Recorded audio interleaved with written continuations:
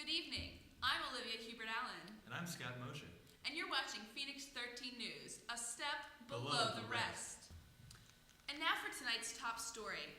In a surprising turn of events, the United States military stumbled upon a weapon of mass destruction in Iraq on Tuesday. The weapon, discovered on an American Airlines flight, weighed about 180 pounds and was made of solid steel.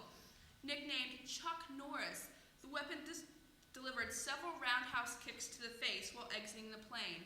Currently being held in captivity, officials are worried because it appears that the weapon does not sleep, it only waits. President Bush's latest initiative is calling for troops to go door to door in Iraq, delivering freedom packages to each family. The packages include a bushel of apples, a loaf of bread, a box of 8 Crayola crayons, a flashlight, and a copy of the U.S. Constitution. When one woman from Baghdad was asked about the package, she said, "I love it. There's something for everyone. We'll all eat the bread and apples for dinner. The crayons will keep my children busy for hours.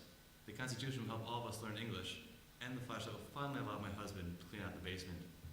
So far, troops have delivered over 300 packages, but Bush says the expected total will be in the tens of thousands. Olivia? Nancy Pelosi on Wednesday was accused of a gross ethics violation since Bob Ney, a disgraced congressman and now a corrupt lobbyist, held the elevator door for her. The House Ethics Committee is looking into the violations.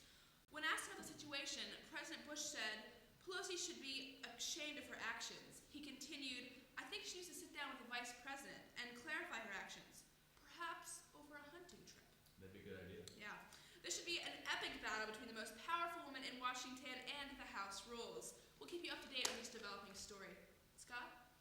You know, Olivia, border protection has always been a big issue, but immigration services have reported that they are now dealing with thousands of Americans trying to evacuate the country.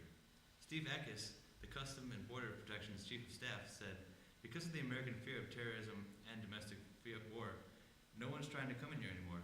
Thousands of them are trying to leave. The price of the American dream of moving to Mexico is climbing, with U.S. passports costing up to $500,000. The high price is part of Bush's Lock 'em Up program, which also restricts blacks, Native Americans, and old people from leaving the United States." While addressing the nation on Wednesday, President George W. Bush wandered aimlessly into a plan that some are calling the stupidest fucking idea I've ever heard. President Bush started his address in his trademark fashion.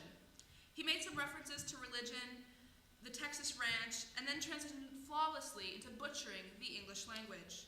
What followed was a 27-minute plan that Bush likely came up with all by himself. The president's plan for ending the war would require American citizens to adopt Iraqis. The citizens would bring the Iraqis into their homes to try to Americanize them.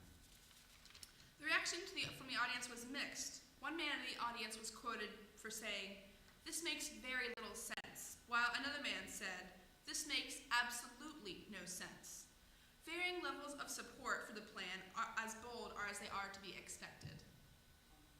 That's it for Phoenix13News. Tune in tomorrow for the best second-rate news in the world. I'm Olivia Hubert-Allen. And I'm Scott Mosher, and that's just the way it is. Good night.